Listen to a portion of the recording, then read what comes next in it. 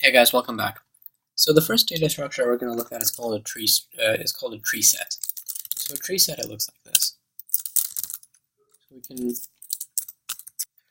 So in a tree set, we specify the stuff we're putting inside of the tree set with these angry brackets and the string type as we've done before. And now we can say my tree set is equal to new tree set. And we can add items to it as before. But the cool thing about tree sets is it orders these items as soon as you add them. So if I add in one more,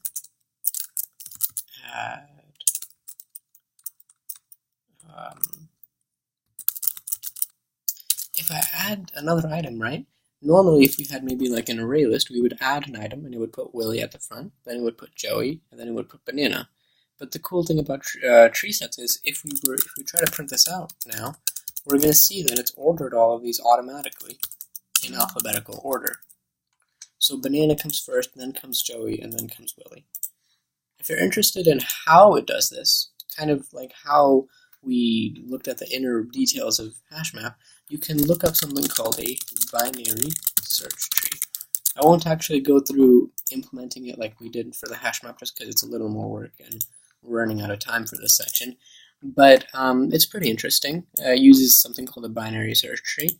And this is useful if you don't want to have to call a sort method every time you add something.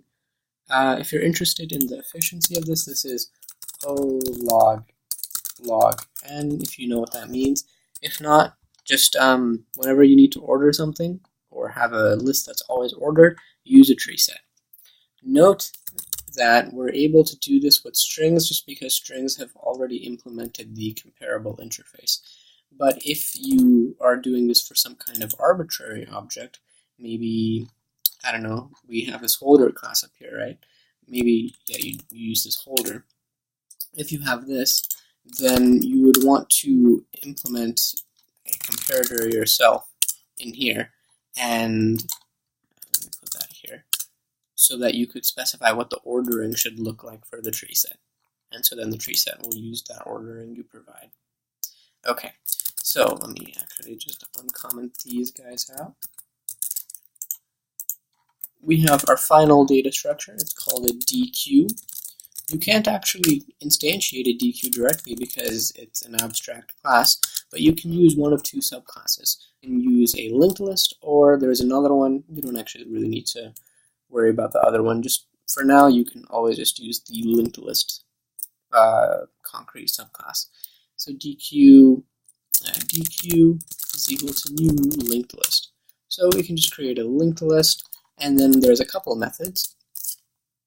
You can add to the beginning of the Deque with the add first method. Then you can add whenever you just use the add function, it adds to the end of the array. So this is just going to add Sally's to the end of our Deque. And then when you can use the push method, and this is going to also add to, I believe, the end of the array, but I'll need to test this out. End of array.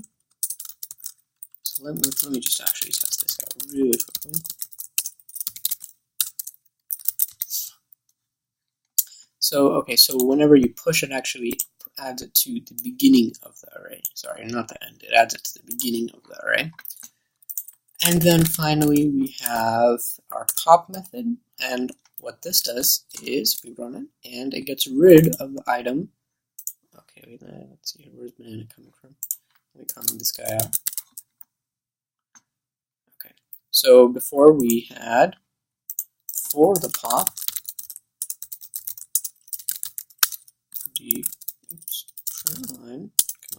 we run. And so we have this item at the beginning, end of the array, then we pop, and so it gets rid of the item that we had just pushed on, which was this guy right here.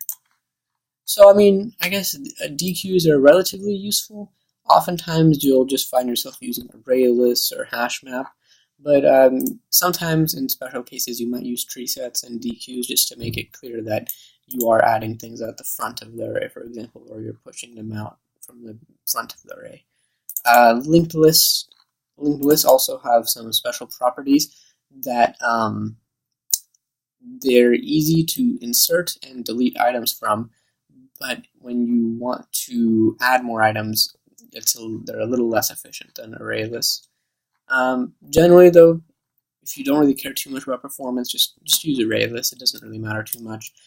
Tree sets are useful because they efficiently order items as soon as you add them. So if you need to maintain some kind of data structure such that the items are always ordered, consider using a tree set. But yeah, so that wraps up our data structures introduction and our discussion about generic types.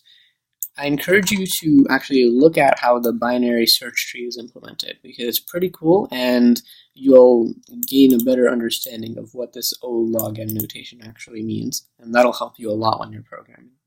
Alright, so I'll see you guys in the next section.